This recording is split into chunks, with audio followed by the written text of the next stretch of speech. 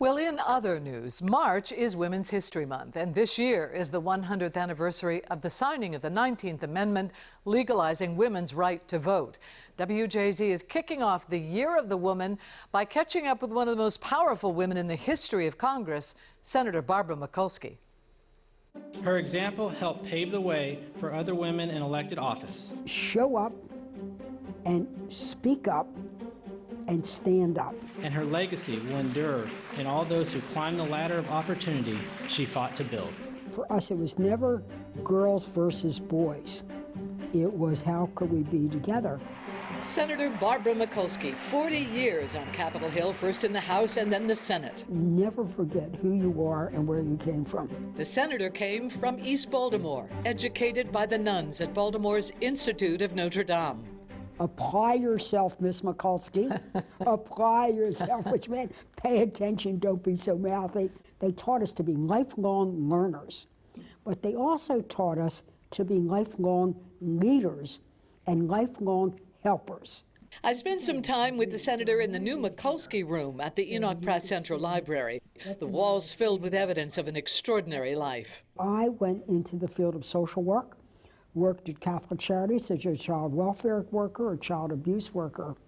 But on my way, I heard about the highway they were running through East Side, through Canton, Fells Point, and then through the African American community. That highway connecting 83 and 95, disrupting communities, galvanized the senator. So I ran for city council. They said, you can't win, Barb, but they underestimated the volunteers at the grassroots. We had such fun. The beauty shop operators devoted a couple of Friday nights and gave their tips. They had Friday nights called Beehives for Barb. It worked. Sworn into city council, the only woman in a long line of men. I loved the city council. That highway was eventually re-engineered into the Fort McHenry Tunnel, and 6 years later, in 1977, she became Congresswoman Mikulski.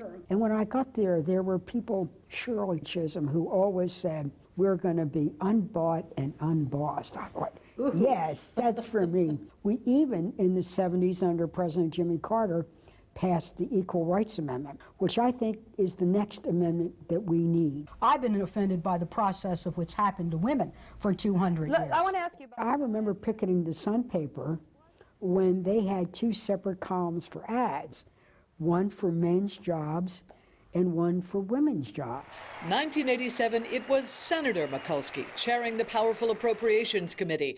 Dubbed the Dean of Women, she reached out to women of both parties. I ran a power workshop. We would be a zone of civility, that no matter what, when we debated, it would be with civility, intellectual rigor, good manners. I said, just watch us today, tomorrow, and you'll see.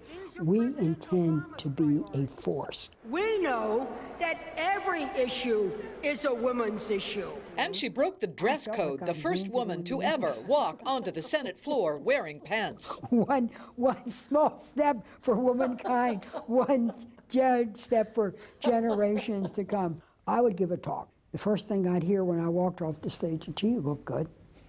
Love your hair, or like, you know, you got to do something about that hair. Nobody ever said that about Sarbanes, and we're judged by a standard, not are we good, but are we perfect? Regrets?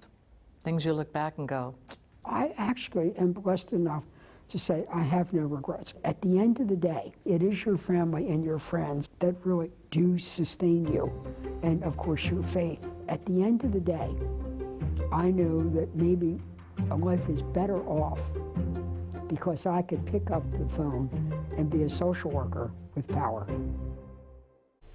a lot of lives better off. Senator Mikulski retired in 2017, of course.